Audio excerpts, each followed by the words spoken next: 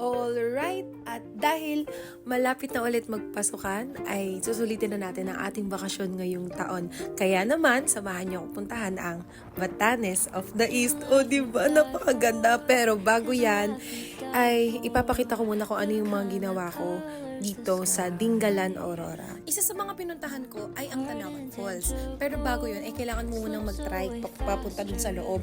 Pwede rin naman motorin, kaso nga lang kawawa kasi yung motor ko kapag pinasok ko. Kasi tignan mo naman yung dinadaanan ko. Extreme sobra!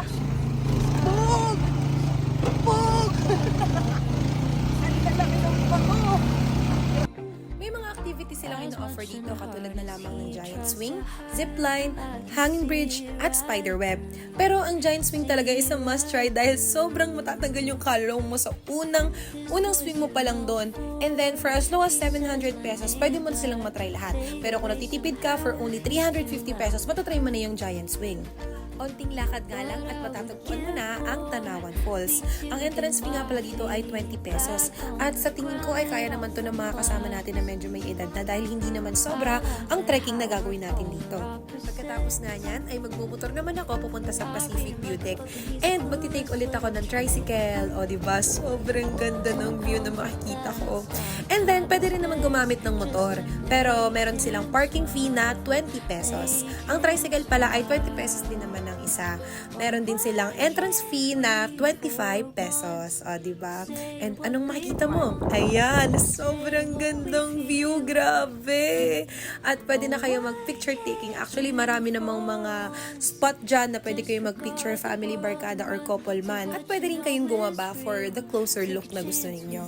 And ang next stop natin ay ang Batanes of the East. Pero bago yan, kailangan natin pumunta sa Dingalan Feeder Port. Magbabayad tayo ng 50 pesos para sa ecological fee yata yun. And then 1,000 para sa bangka. So mas maganda kung barkada kayo.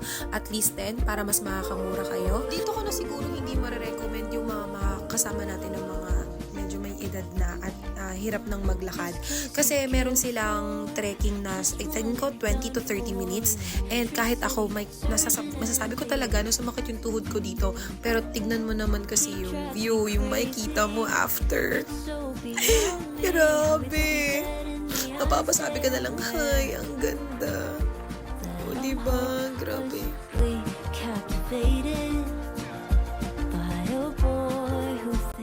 Dito masasabi mo na lang, okay, ito na yun. Sakit ng puwet ko sa pagdadrive. Ang ganda-ganda mo.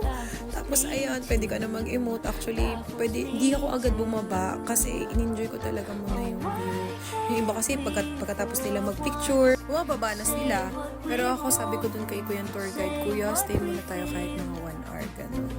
So ayan, si Kuya Tour Guide, nagkwentuhan muna kami habang nag-aantay dun sa bangka.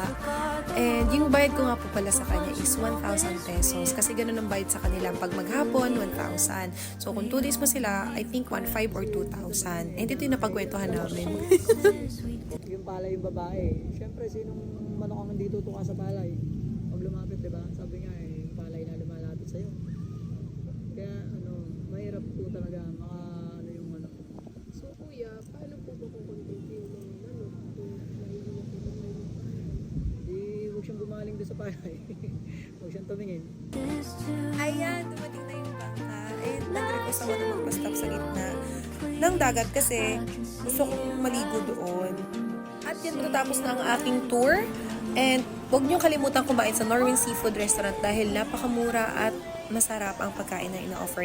Ayan lang guys! Thank you for watching!